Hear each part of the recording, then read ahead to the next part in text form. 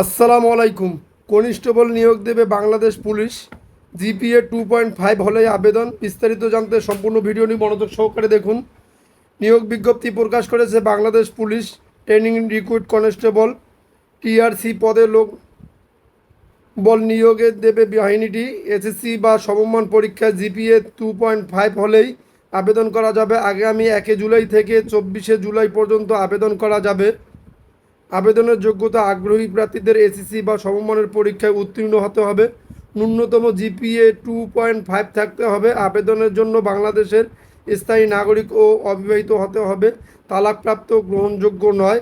2025 সালের 24 জুলাই তারিখে প্রার্থীর বয়স 18 থেকে 20 বছরের মধ্যে হতে হবে।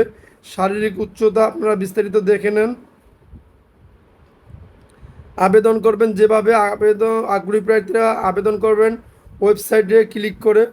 ওয়েবসাইটটি টেলিটকের ওয়েবসাইটে আপনারা গেলে পাবেন। আবেদন ফি 40 টাকা। 48 ঘন্টা যে কোনো টেলিটক প্রিপেড নাম্বার থেকে আপনারা এই টাকাটা নেবে তারা।